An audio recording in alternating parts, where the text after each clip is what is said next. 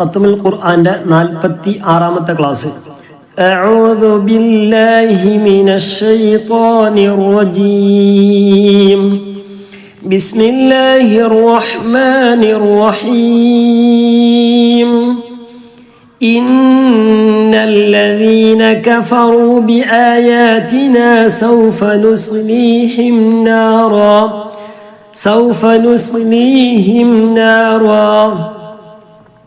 സൂറത്തുൻ നിസായിലെ 56-ാമത്തെ ആയത്താണ്. തുടക്കം ശബ്ദമുള്ള നൂനാണ്, ഒന്ന് ശ്രദ്ധിക്കുക, മണിക്കുക. ഇന്നല്ലദീന കഫറൂ ബിആയാതിനാ സൗഫ നുസ്ലീഹിം നാറാ. തൻവീൻ ഫത്ഹാണ്. തൻവീൻ ഫത്ഹ് നിർത്തുമ്പോൾ നാറാ. سوف نصليهم نارا كلما نضجت جلودهم بدلناهم نارا كلما. അവിടെ ഇഖ്ഫാ ചെയ്യണം. തൻവീന്റെ ശേഷം ഇഖ്ഫായിന്റെ അക്ഷരമായ കാഫാണ് വന്നിട്ടുള്ളത്. كلما نضجت جلودهم بدلناهم جلودا غيرها. നളിജത് ജുലൂദുഹും നിർത്തുന്നില്ല എങ്കിൽ മീമിന്റെ ശേഷം സുക്കൂനുള്ള മീമാണ്.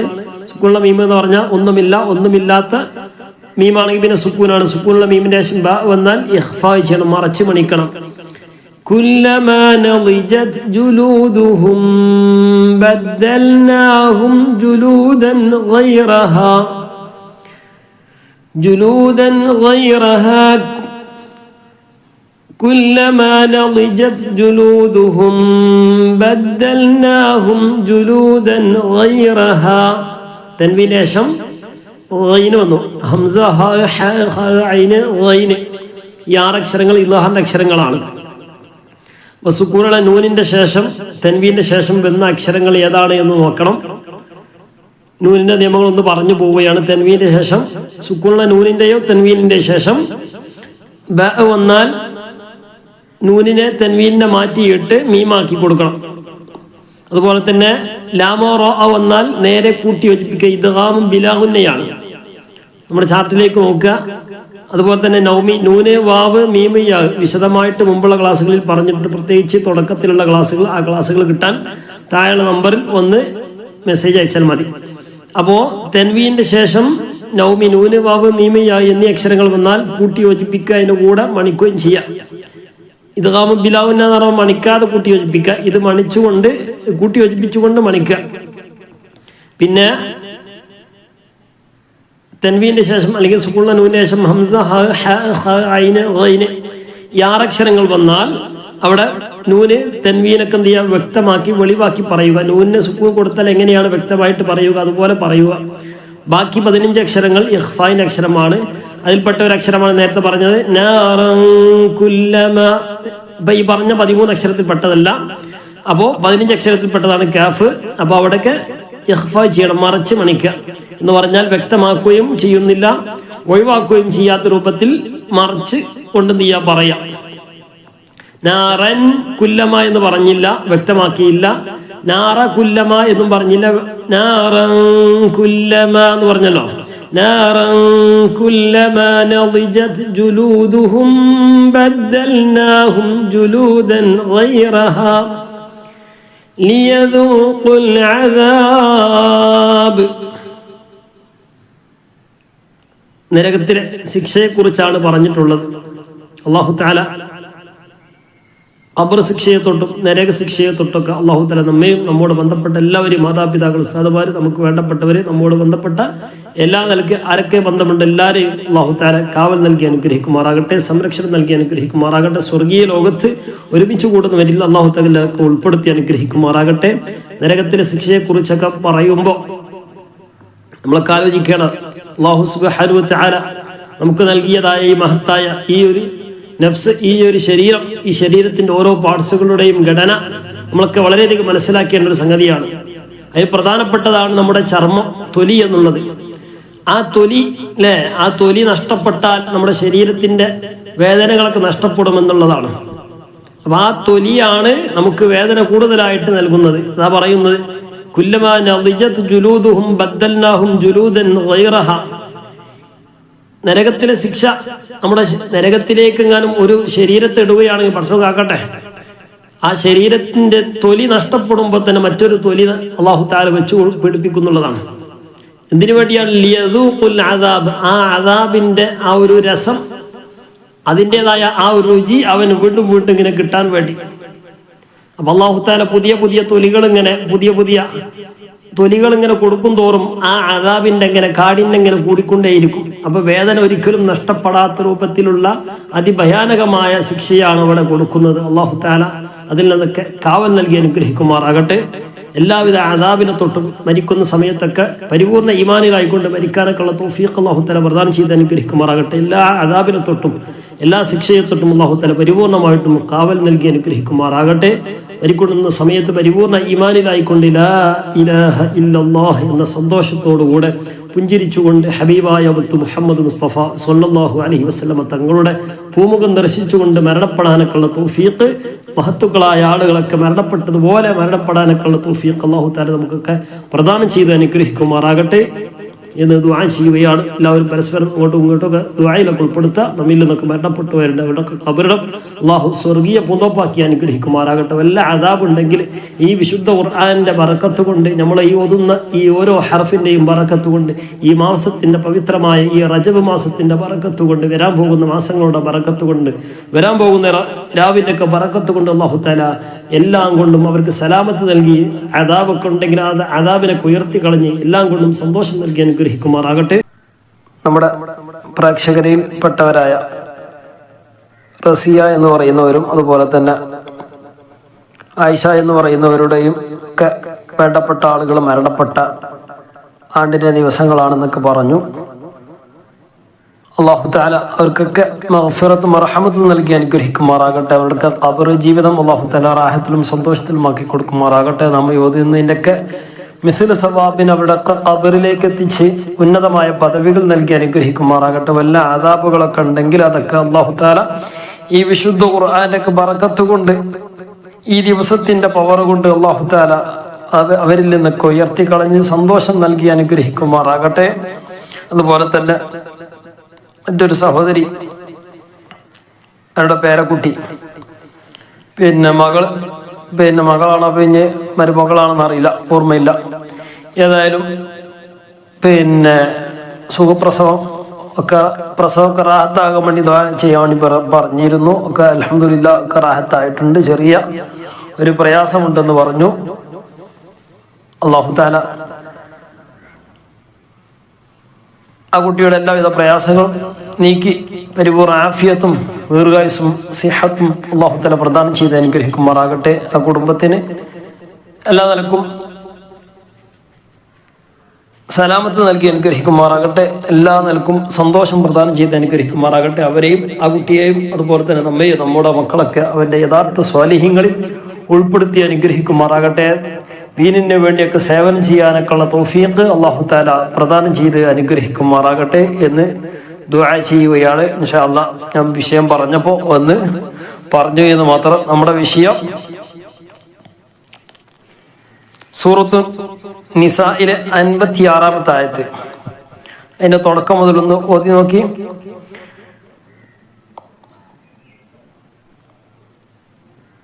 إن الذين كفروا بآياتنا سوف نصليهم نارا كلما نضجت جلودهم بدلناهم جلودا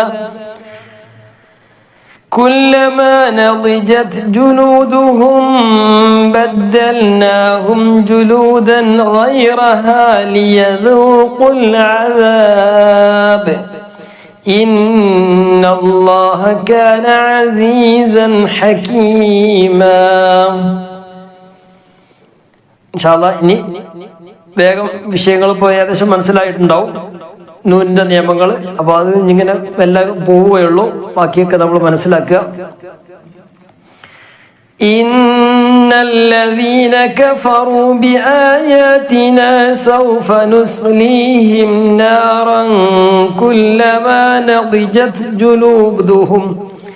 كلما نضجت جلودهم بدلناهم جلودا غيرها ليذوقوا العذاب إن الله كان عزيزا حكيما إن الله كان عزيزا حكيما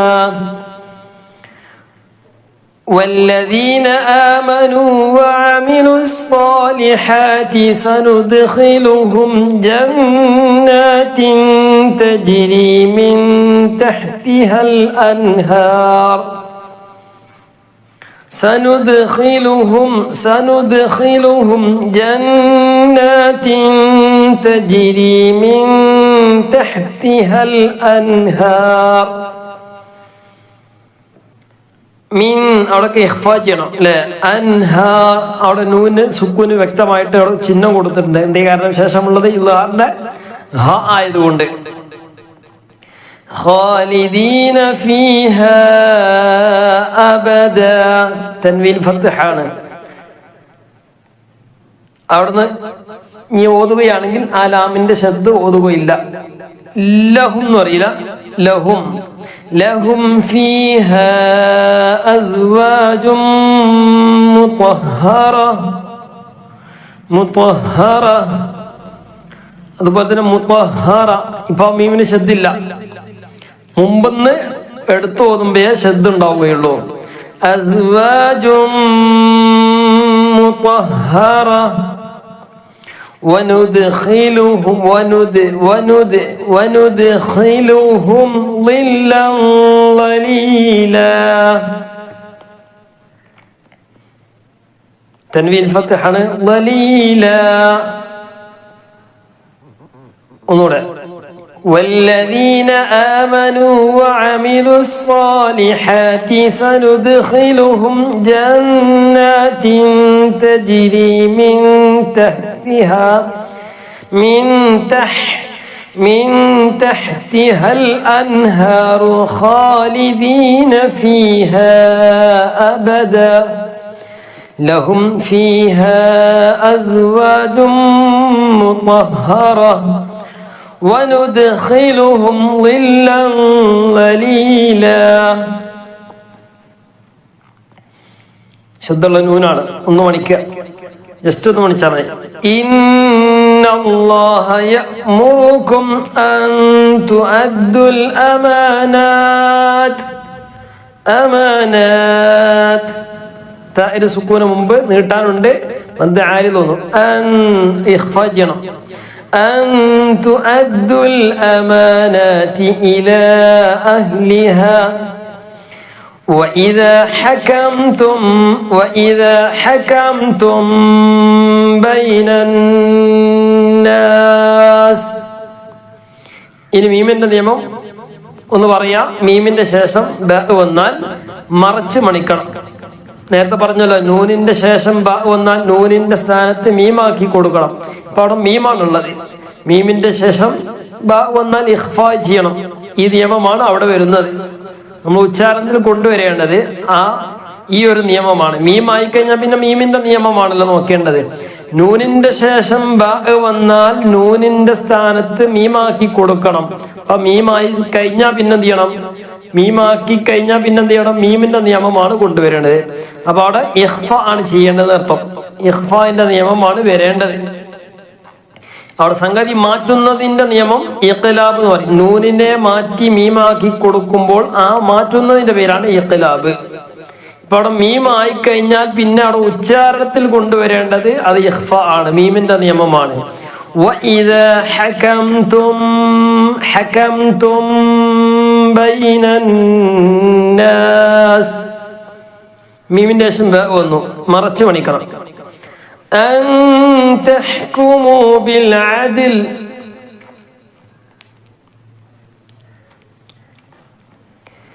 മീമിന്റെ ശേഷം ബ വന്നാൽ മറച്ചു മണിക്കണം. മീമിന്റെ ശേഷം മീമ് തന്നെ വന്നാൽ ഇദ്ഗാമും ബിഗുന്ന കൂട്ടി യോജിപ്പിക്കുക. ആദ്യത്തെ മീമിനെ രണ്ടാമത്തെ മീമിലേക്ക് കൂട്ടി യോജിപ്പിച്ച് ഒരു മീമ് മാത്രമായിട്ട് ഉച്ചാരണത്തിൽ കൊണ്ടുവരിക.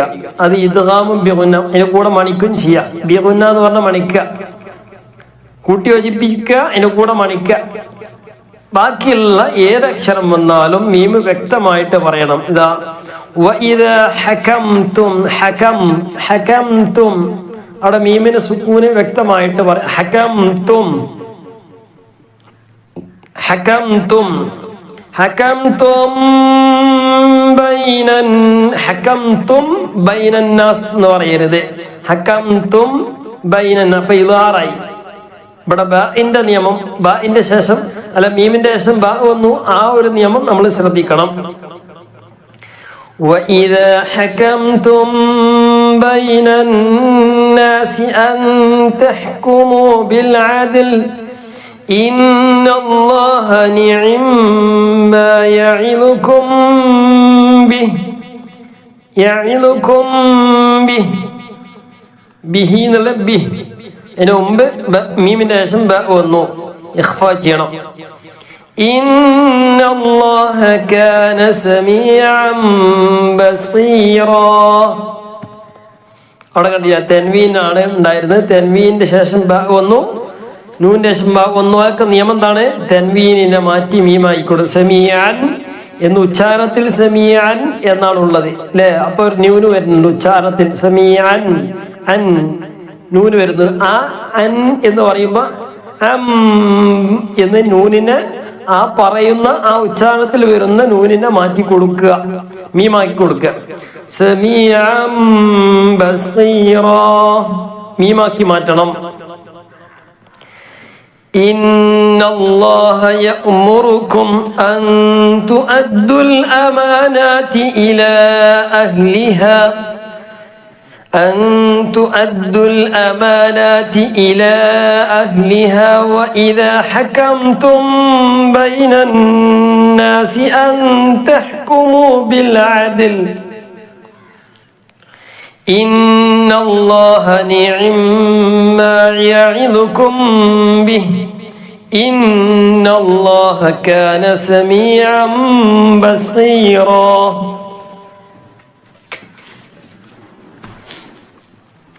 59.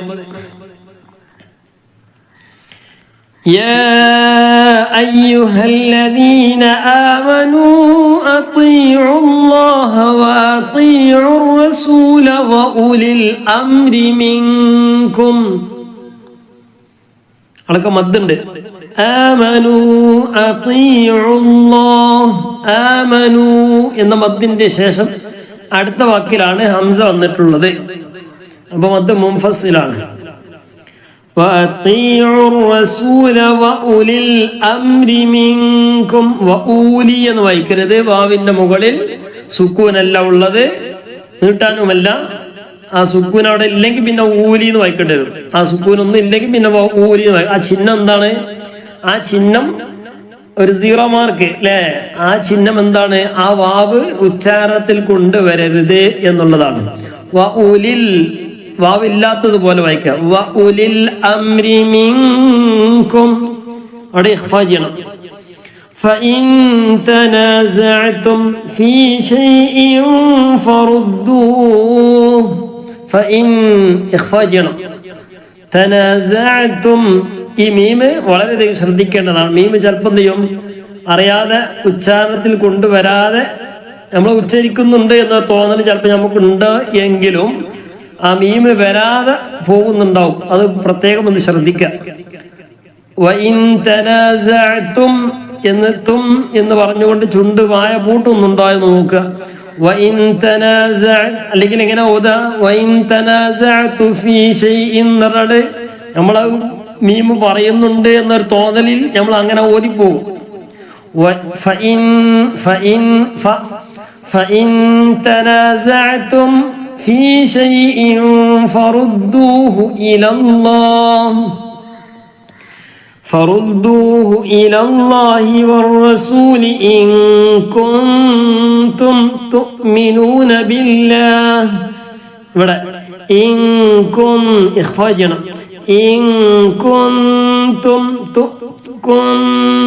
تؤمنون അന്ന് ആ രൂപത്തിലല്ല. കുന്തും ഇൻ കുന്തും തുഅ്മിനൂന ബില്ലാഹി വൽ യൗമിൽ ആഖിർ. നിർത്തി റാഇന് സുക്കൂൻ ആഖിരി എന്നുള്ളതാണ്. നിർത്താതെ ഓതുമ്പോഴും തെറക്കീക്ക് ചെയ്യണം, നിർത്തി ഓതുമ്പോഴും തെറക്കീക്ക് ചെയ്യേണ്ട സ്ഥലമാണ്. തെറക്കീക്ക് എന്ന് പറഞ്ഞാൽ ലഘുവാക്കി ആഖിർ ആഖിർ എന്ന് പറയരുത്. വൽയൗമിൽ ആഖിർ എന്നല്ല, ആഖിർ. വൽയൗമിൽ ആഖിരി ദാലിക ഖൈർ. അവിടെയും ആഖിർ ലെ വൽയൗമിൽ ആഖിർ.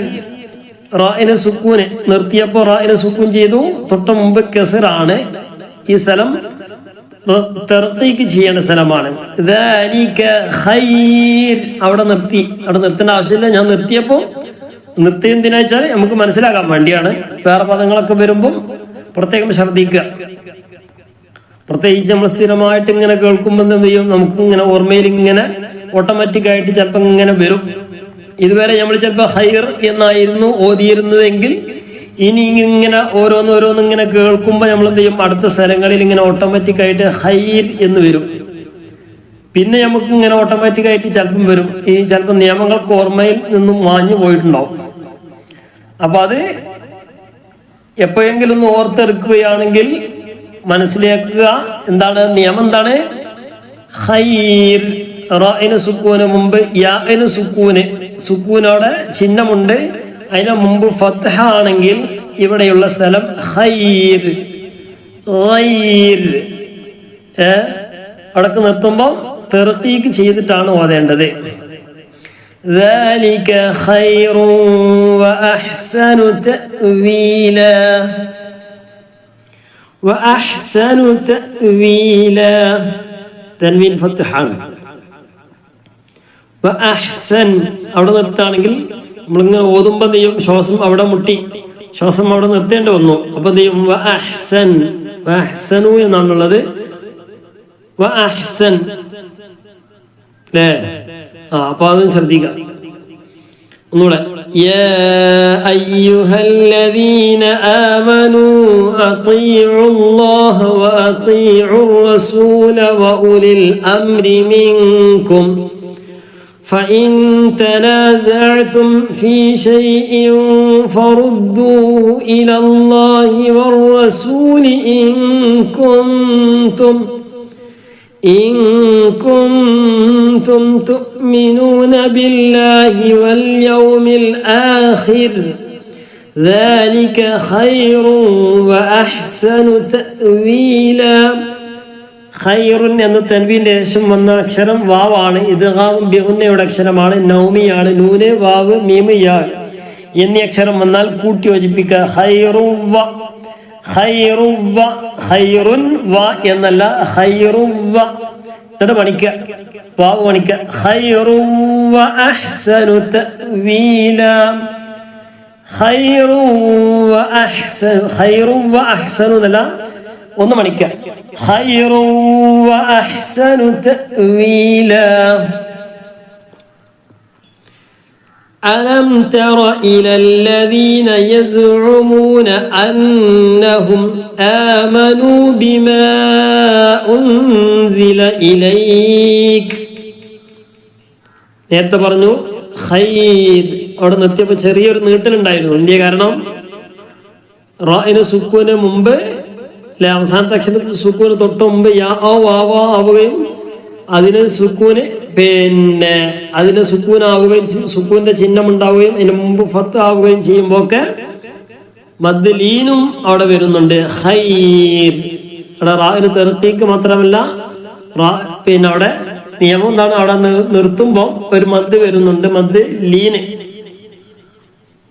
അതിന്റെ പേര് പഠിച്ചിട്ടില്ലെങ്കിലും ഈ സംഗതി ഒന്ന് മനസ്സിലാക്കി വെക്കുക.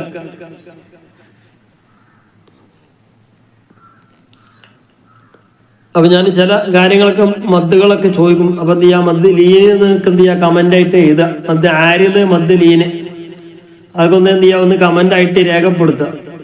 കമന്റ് ആയിട്ട് രേഖപ്പെടുത്തുമ്പോൾ എന്താണ്, ചില ഉത്തരങ്ങളൊക്കെ ഞാൻ ചിലപ്പോൾ ഇങ്ങനെ ചോദിക്കുമ്പോൾ നമ്മളെ മനസ്സിൽ എന്നും നിലനിൽക്കാനൊക്കെ ഓർമ്മവും. അതുപോലെ തന്നെ നമ്മുടെ കമന്റ് ബോക്സ് ഈ വീഡിയോക്ക് താഴെയുള്ള അഭിപ്രായം അറിയിക്കുന്ന സ്ഥലമുണ്ടല്ലോ, അവിടെ നിന്ന് എന്ത് ചെയ്യുക, നിങ്ങളെ അഭിപ്രായങ്ങളൊക്കെ ഒന്ന് അറിയിക്കുക. ചോദിക്കുമ്പോൾ എന്ത് ചെയ്യുക, മദ് ലീനാണോ മദ് ആരിലാണെന്ന് ചോദിക്കുമ്പോൾ മദ് ലീൻ എന്ന് എഴുതുക. അപ്പോൾ എഴുതിയൊരു പരിചയം നമ്മുടെ മനസ്സിൽ എന്നും കുത്തിവെച്ചതുപോലെ അവിടെ ഉണ്ടാവും. അതിന് പുറമെ ആ കമന്റ് കൂടുന്നതിനനുസരിച്ച് കൂടുതൽ ആളുകളിലേക്കൊക്കെ നമ്മുടെ വീഡിയോകളൊക്കെ എത്താൻ സഹായകരമാകും. അപ്പോൾ അതുകൊണ്ട് ആ ഒരു കാര്യങ്ങളൊക്കെ നമ്മൾ ശ്രദ്ധിക്കുമെന്ന്. ഒരുപാട് ആളുകളൊക്കെ കമന്റുകളും അതുപോലെ തന്നെ ലൈക്കുകളൊക്കെ എല്ലാ വീഡിയോക്കും സ്ഥിരമായിട്ട് ചെയ്യുന്ന ആളുകളൊക്കെ ഉണ്ട്. പിന്നെ ഒറ്റ നോട്ടത്തിൽ നമുക്ക് നോക്കിയാൽ തിരിയും. പ്രത്യേകിച്ച് നമ്മുടെ സ്ഥിരം പ്രേക്ഷകരായ ഒരുപാട് ആളുകളുണ്ട്. അല്ലാഹു തആല എല്ലാവർക്കും അർഹമായ പ്രതിഫലം നൽകി അനുഗ്രഹിക്കുമാറാകട്ടെ. പിന്നെ പല ആളുകളും ഉമ്മമാരൊക്കെ അതുപോലെ തന്നെ ഒപ്പമാരൊക്കെ പിന്നെ ചോദിക്കുന്നതിന് എങ്ങനെയാണ് ലൈക്ക് അടിക്കുക, നമ്മൾ അതെങ്കിലും ഒന്ന് ചെയ്യണ്ടേന്നൊക്കെ ചോദിച്ചു കണ്ട് കമന്റ് എങ്ങനെയാണ് പിന്നെ അയക്കുക, എന്തെങ്കിലുമൊക്കെ ഒന്ന് അയക്കണ്ടേ, നമുക്ക് അയക്കാൻ അറിയാത്തൊരു പ്രശ്നമുള്ളൂ എന്നൊക്കെ പറഞ്ഞുകൊണ്ട് പല പിന്നെ വിഷമങ്ങൾ അറിയിക്കുന്നവരൊക്കെ ഉണ്ട്. ഏതായാലും അതൊന്നും നമുക്ക് വിഷയമല്ല, അറിയുന്നവരയക്കാനാണ് അപ്പോൾ പറഞ്ഞത്. പിന്നെ അറിയാത്തവർക്ക് എന്ത് ചെയ്യണ്ട, പിന്നെ അതിനു വേണ്ടി സമയം കളയേണ്ട ആവശ്യമില്ല. ഞാൻ ജസ്റ്റ് ഒന്ന് പറഞ്ഞത് മാത്രം. പിന്നെ അടിക്കാൻ അറിയുന്ന ആളുകൾ കമന്റ് അതുപോലെ തന്നെ ലൈക്കൊക്കെ എന്ത് ചെയ്യുക, ഒന്ന് ചെയ്യുക, കൂടുതൽ ആളുകളിലേക്ക് എത്തിക്കുക.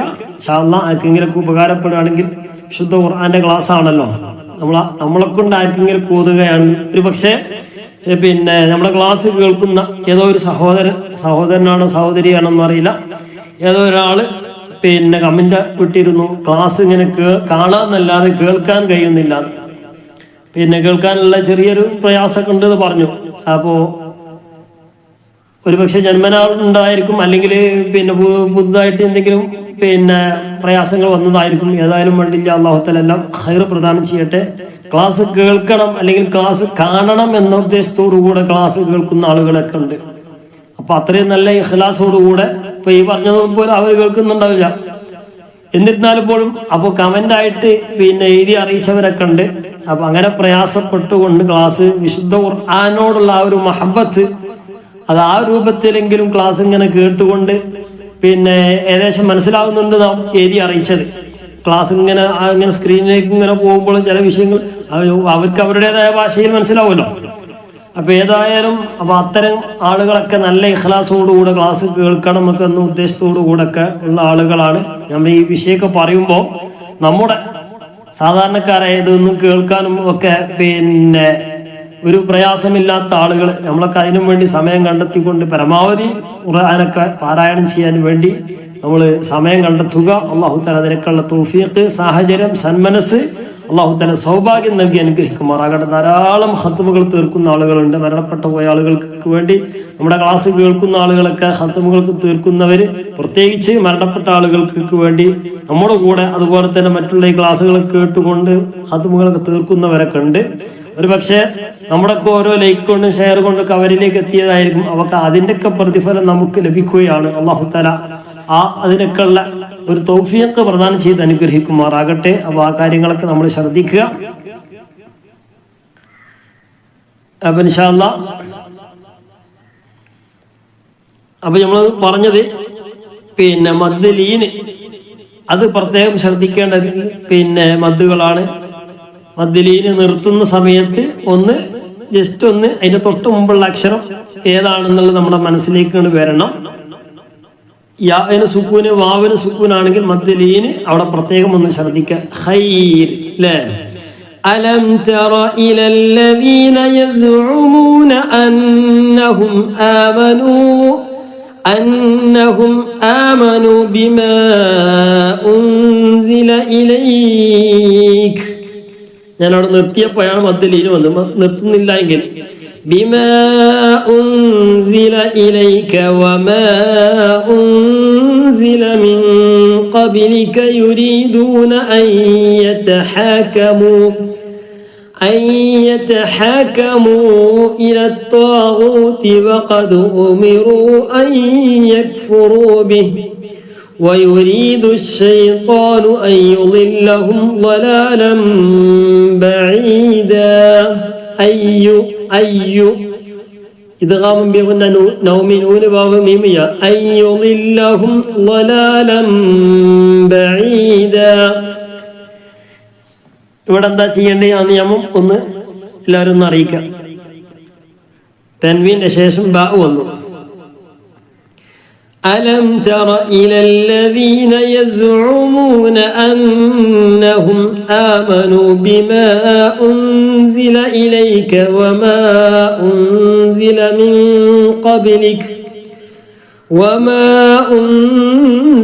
من قبلك يريدون أن يتحاكموا إلى الطاغوت وقد أمروا أن يكفروا به ويريد الشيطان أن يضلهم ضلالا بعيدا وإذا قيل لهم تعالوا إلى ما أنزل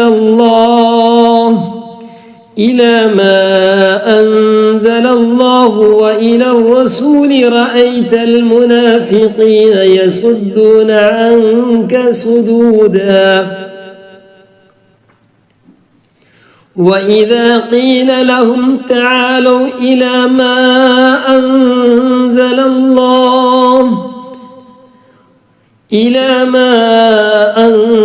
الله وإلى الرسول رأيت المنافقين يصدون عنك صدودا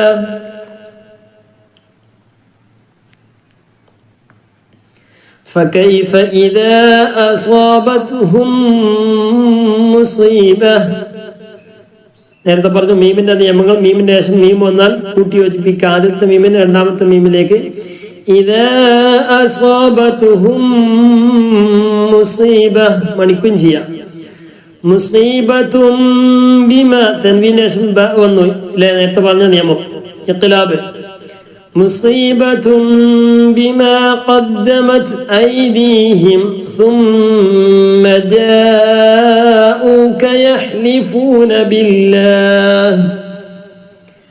ثم جاءوك يحلفون بالله إن أردنا إلا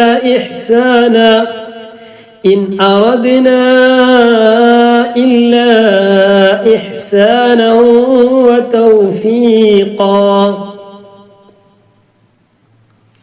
فكيف إذا أصابتهم مصيبة بما قدمت أيديهم ثم جاءوك يحلفون بالله إن أردنا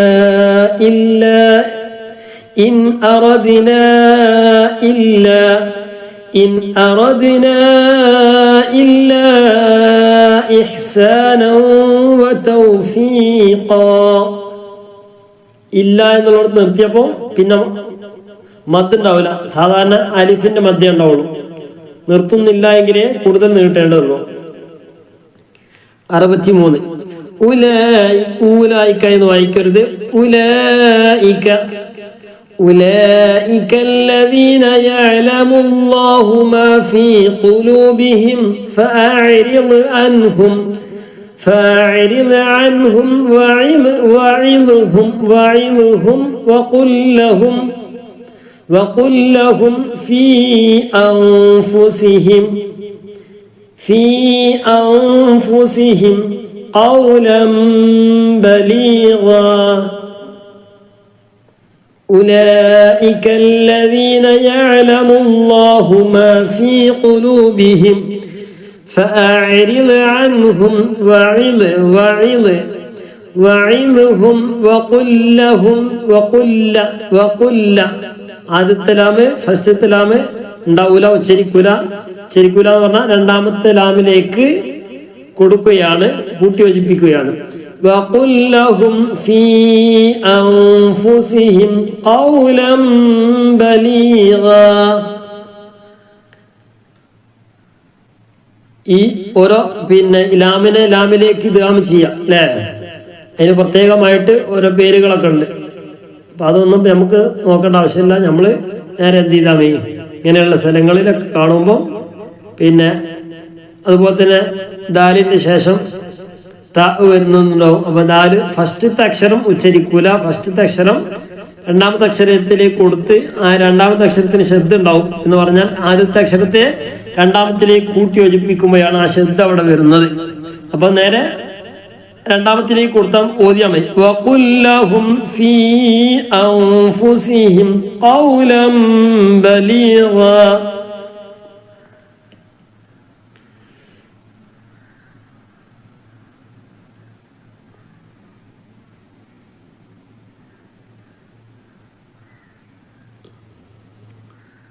അറുപത്തിനാല്.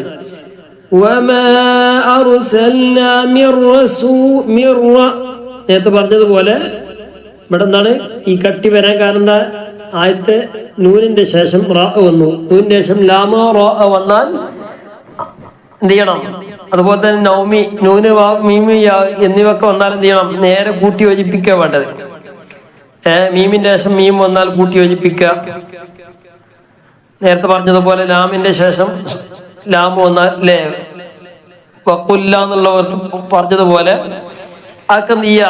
അങ്ങനെയുള്ള സ്ഥലങ്ങൾക്ക് എന്ത് ചെയ്യുക? നേരെ കൂട്ടി യോജിപ്പിക്കുക. അവിടെ ശബ്ദം ഉണ്ടാവും, ശേഷമുള്ള ശബ്ദം ഉണ്ടാവും, അപ്പൊ കൂട്ടി യോജിപ്പിക്കുക. വമാ അർസൽനാ മിർ റസൂലിൻ ഇവിടെ ലാമോ ആണെങ്കിൽ കൂട്ടി യോജിപ്പിച്ചാൽ മാത്രം മതി. നൗമി ആണെങ്കിൽ നൂന്, വാവ്, മീമി, യാ എന്നീ അക്ഷരമാണെങ്കിൽ കൂട്ടി യോജിപ്പിക്കുന്നതിന് പുറമെ മണിക്കുകയും ചെയ്യണം. വമാ അർസൽനാ മിർ റസൂലിൻ ഇല്ലാ ലിയുതാഅ ബിഇദ്നില്ലാഹ് വലൗ അന്നഹും ഇളലമു. നേരത്തെ പറഞ്ഞല്ലോ ഇളലമു, ദാൽ ഉച്ചരിക്കൂല, ദാലിന് ശേഷം ഇവിടെ ലാ വന്നിട്ടുള്ളത് അല്ലേ? വലൗ അന്നഹും ഇളലമു അൻഫുസഹും വലൗ അന്നഹും ഇളലമു മണിക്കണ്ട ഇളലമു അൻഫുസഹും. അവിടെ ഇഖ്ഫ ചെയ്യണം. നൂന്റെ ശേഷം സുക്കൂനുള്ള നൂനിന്റെ ശേഷം ഫ വന്നു. അൻഫുസഹും എന്ന് പറയരുത്, അൻ എന്ന് പറയരുത്.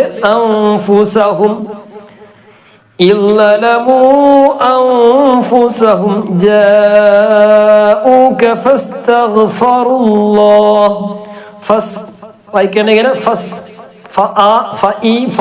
എന്നൊന്നും വായിക്കരുത്.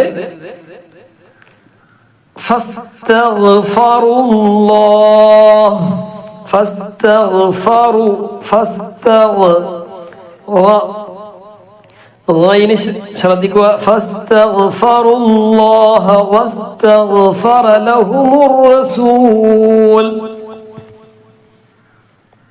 ഫസ്തഗ്ഫറുല്ലാഹ വസ്തഗ്ഫറ ലഹുമുർ റസൂൽ واستغفر لهم الرسول ലവജദു എന്നാണുള്ളത്. ഇന്നലത്തെ പ്രത്യേക ഒരു ക്ലാസ് ഉണ്ടായിരുന്നു. കൂട്ടി വായിക്കുമ്പോൾ ദാലിന് പിന്നെ അക്ഷരത്തിന്റെ അവസാനം നീട്ടാനുണ്ടാവുകയും അതിന് ശേഷം സുകൂനോ അല്ലെങ്കിൽ ശബ്ദോ വന്നാൽ പിന്നെ അവിടെ നീട്ടാനുള്ള ആ അക്ഷരം ഒഴിവാകുന്നതാണ്. അത് ഒഴിവാക്കിയിട്ടാണ് നീട്ടാനുള്ളത്, ഒഴിവാക്കിയിട്ടാണ് അതാണ് ലവജദു എന്നാണുള്ളത്. ലവജദുല്ലാഹ എന്നാണുള്ളത്. പക്ഷെ ശേഷമുള്ള അള്ളാഹ് എന്ന വാക്കിന് ശബ്ദം ഉണ്ടായത് കൊണ്ട് അവിടെ എന്ത് ചെയ്യണം? അള്ളാഹ് എന്ന് പറഞ്ഞാൽ അടുത്ത ഉച്ചാരണത്തിൽ വരുന്ന അക്ഷരം അള്ളാഹ് അല്ലേ? ലവജദുല്ലാഹ് അവിടെ ശബ്ദ ആയതുകൊണ്ട് അപ്പൊ ലവജദുല്ലാഹ് എന്ന് വായിക്കരുത്. ലവജദുല്ലാഹ തവ്വാബർ റഹീമാ. وما أرسلنا من رسول إلا ليطاع بإذن الله ولو أنهم إذ ظلموا أنفسهم جاءوك فاستغفروا الله واستغفر لهم الرسول لوجدوا الله توابا رحيما. فلا وربك لا يؤمنون حتى يحكموك فيما شجر بينهم ثم لا يجدوا في أنفسهم حرجا مما قضيت ويسلموا تسليما. في أنفسهم حرجا مما قضيت. അവിടെ നിർത്തുമ്പോൾ ശ്രദ്ധിക്കണം, തായിന് സുക്കൂന് മുമ്പുള്ള യാഇന് സുക്കൂനാണ്, ഇതിന് മുമ്പ് ഫത്താണ്, മദ് ലീന് വരുന്നതാണ്. فلا وربك لا يؤمنون حتى يحكموك فيما شجر بينهم ثم لا يجدوا في أنفسهم حرجا مما قضيت ويسلموا تسليما. ولو أنا كتبنا عليهم أن اقتلوا أنفسكم أو اخرجوا من دياركم ما فعلوه. ഹായിന് സുക്കൂന് തൊട്ട് മുമ്പ് നീട്ടാനുള്ള വാവാണ് മാ ഫഅലൂ, മദ് ആരിദ് വരുന്നതാണ്. മാ ഫഅലൂഹു ഇല്ലാ ഖലീലും മിൻഹും. തൻവീന് ശേഷം മീം വന്നു, നൗമി നൂന് വാവ് മീം യാ കുട്ടി വജിപ്പിക്കാൻ മണിക്ക. ഖലീലും മിൻഹും ولو أنهم فعلوا ما يوعظون به لكان خيرا لهم وأشد تثبيتا. ولو أنا كتبنا عليهم أن اقتلوا أنفسكم أو اخرجوا من دياركم ما فعلوه إلا قليل منهم ولو أنهم فعلوا ما يوعظون به لكان خيرا لهم وأشد تثبيتا. وإذا لآتيناهم من لدنا أجرا عظيما. പലപ്പോഴും പല ആളുകളിലും തൻവീന് ഇസ്ലാം വന്നു.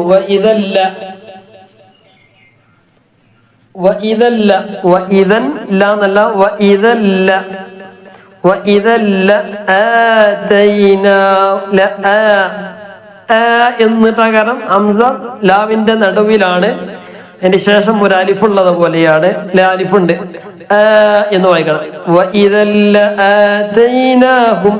وإذا لآتيناهم من لدنا.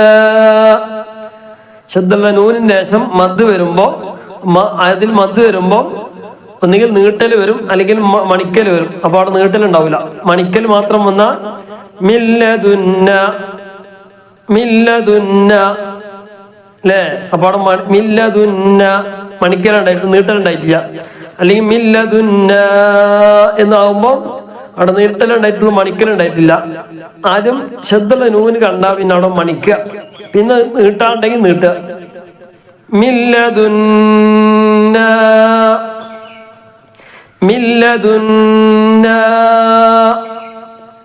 നീട്ടണം, നിർത്താണെങ്കിൽ നീട്ടത് മില്ലദുന്ന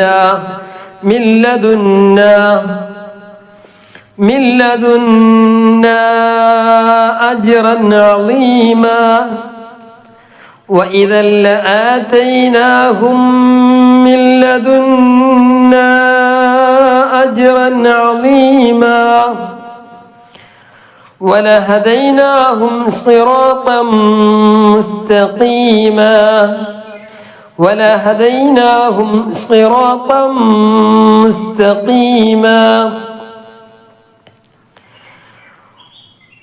ومن يطع الله والرسول فأولئك مع الذين أنعم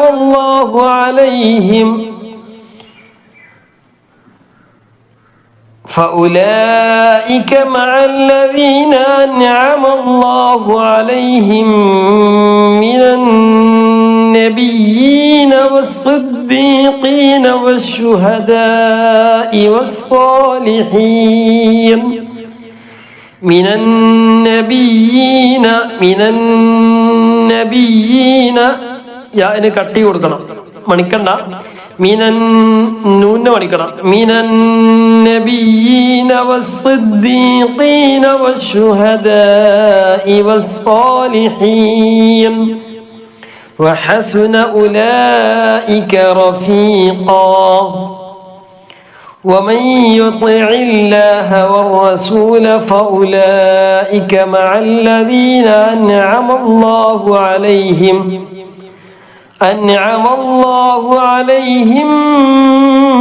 الذين أنعم الله عليهم من النبيين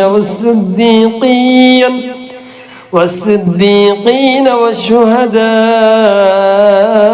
والصالحين وحسن أولئك رفيقا ذلك الفضل من الله ذلك الفضل من الله وكفى بالله عليما ذلك الفضل من الله وكفى بالله عليما يا أيها الذين آمنوا خذوا حذركم فانفروا ثبات أو انفروا جميعا يا أيها الذين آمنوا خذوا حذركم فانفروا ثبات أو انفروا جميعا فانفروا ثبات أو انفروا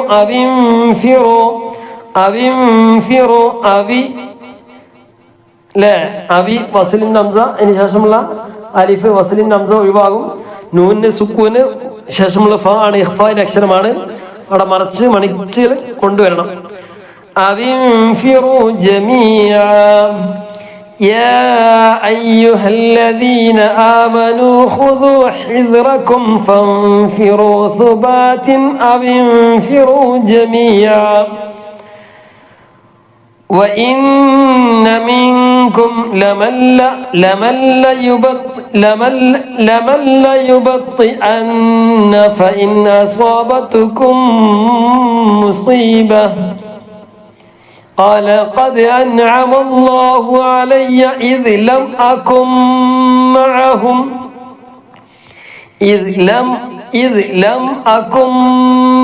معهم شهيدا نون ميم نومي إدغام بغنى لم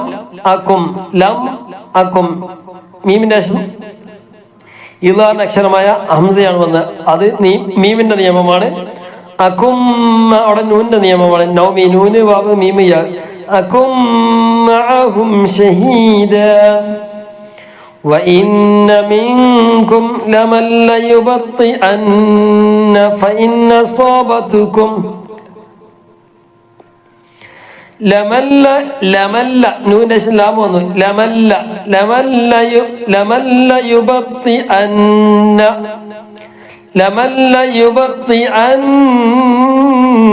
فإن أصابتكم مصيبة قال قد أنعم الله علي إذ لم أكن معهم شهيدا أكن معهم അവിടെ നിർത്താണെങ്കിൽ ലം അക്വൻ എന്ന് പറഞ്ഞിട്ടാണ് നിർത്താൻ. നൂന് സുക്കും കൊടുത്തിട്ട് അക്വൻ നിർത്തുന്നില്ല എങ്കിൽ അകും ലം അകും മഅഹും ഷഹീദ.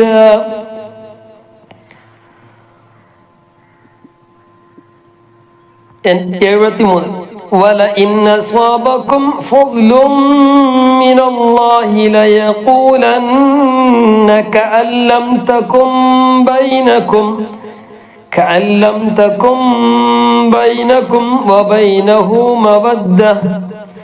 وبينه مودة يا ليتني كنت معهم فأفوز فوزا عظيما ولئن أصابكم فضل من الله ليقولن كأن لم تكن بينكم وبينه مودة يا ليتني كنت معهم فأفوز فوزا عظيما.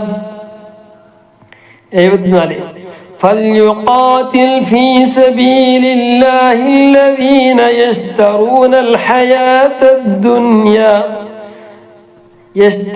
الحياة الدنيا بالآخرة ومن يقاتل في سبيل الله فيقتل أو يغلب فسوف نؤتيه أجرا عظيما.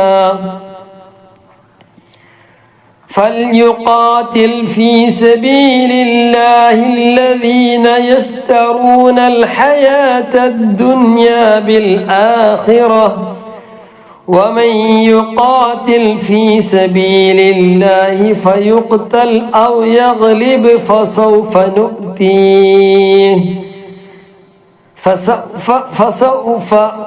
فسوف نؤتيه أجرا عظيما. وما لكم لا تقاتلون في سبيل الله والمستضعفين من الرجال والنساء والبلدان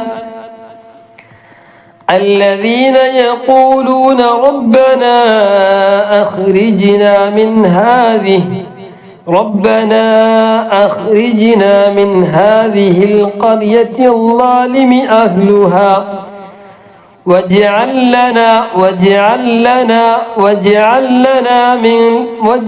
لنا من لدنك وليا واجعل لنا من لدنك نصيرا.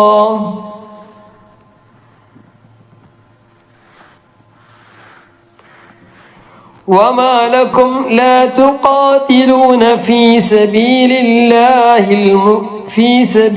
الله والمستضعفين من الرجال والنساء والبلدان الذين يقولون ربنا أخرجنا من هذه القرية الظالم أهلها واجعل لنا من لدنك وليا واجعل لنا من لدنك نصيرا.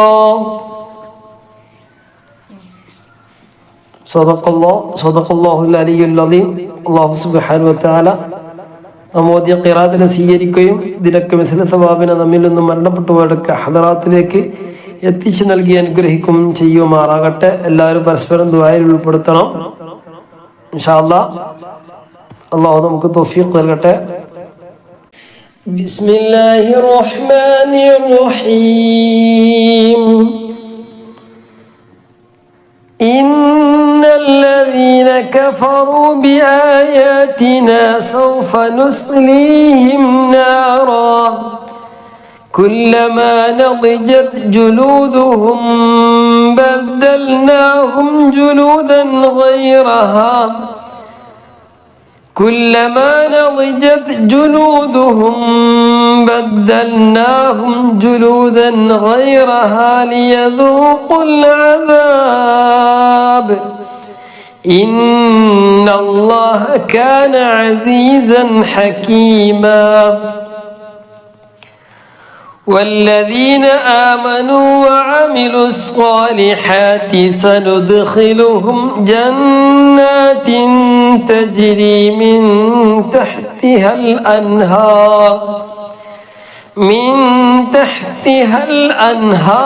خالدين فيها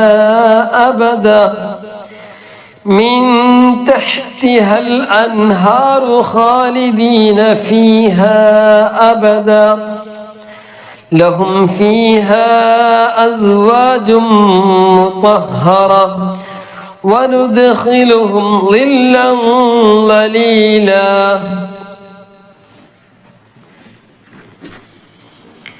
إن الله يأمركم أن تؤدوا الأمانات إلى أهلها وإذا حكمتم بين الناس أن تحكموا بالعدل إن الله نعم ما يعظكم به إن الله كان سميعا بصيرا يا أيها الذين آمنوا أطيعوا الله وأطيعوا الرسول وأولي الأمر منكم فإن تنازعتم في شيء فردوه إلى الله والرسول إن كنتم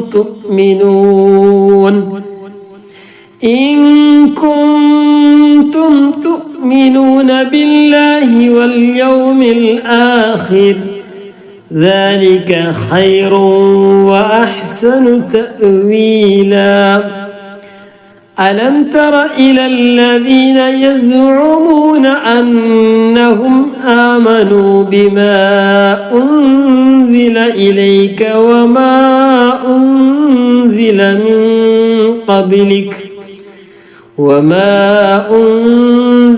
من قبلك يريدون أن يتحاكموا إلى الطاغوت وقد أمروا أن يكفروا به ويريد الشيطان أن يضلهم ضلالا بعيدا وإذا قيل لهم تعالوا إلى ما أنزل الله وإلى الرسول رأيت المنافقين يصدون عنك صدودا فكيف إذا أصابتهم مصيبة بما قدمت أيديهم ثم جاءوك يحلفون بالله إن أردنا إلا إحسانا وتوفيقا أولئك الذين يعلم الله ما في قلوبهم فأعرض عنهم وعظهم وقل لهم في أنفسهم قولا بليغا وما أرسلنا من رسول إلا ليطاع بإذن الله ولو أنهم إذ ظلموا أنفسهم جاءوك فاستغفروا الله واستغفر لهم الرسول لوجدوا الله توابا رحيما فلا وربك لا يؤمنون حتى يحكموك فيما شجر بينهم ثم لا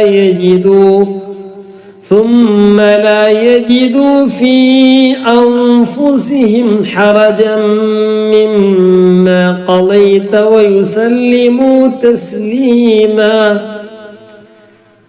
ولو أنا كتبنا عليهم أن اقتلوا أنفسكم أو اخرجوا من دياركم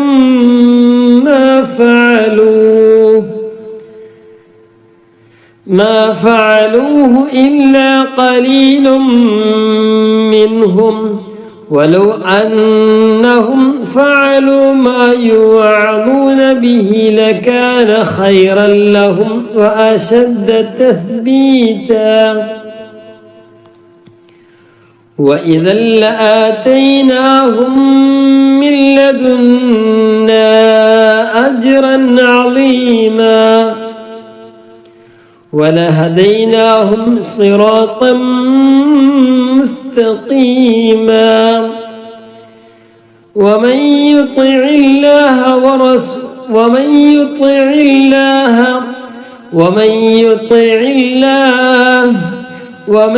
يطع الله والرسول فأولئك مع الذين أنعم الله عليهم فأولئك مع الذين أنعم الله عليهم من النبيين والصديقين والشهداء والصالحين وحسن أولئك رفيقا ذلك الفضل من الله وكفى بالله عليما يا أيها الذين آمنوا خذوا حذركم فانفروا ثبات أو انفروا جميعا فانفروا ثبات أو انفروا جميعا وإن منكم لمن ليبطئن فإن أصابتكم مصيبة قال قد أنعم الله علي إذ لم أكن معهم شهيدا ولئن أصابكم فضل من الله ليقولن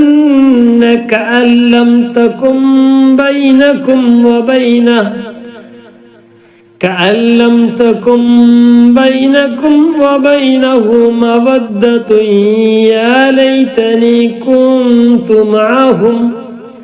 يا ليتني كنت معهم فأفوز فوزا عظيما فليقاتل في سبيل الله الذين يشرون الحياة الدنيا بالآخرة ومن يقاتل في سبيل الله فيقتل أو يغلب فسوف نؤتيه أجرا عظيما وما لكم لا تقاتلون في سبيل الله والمستضعفين من الرجال والنساء والبلدان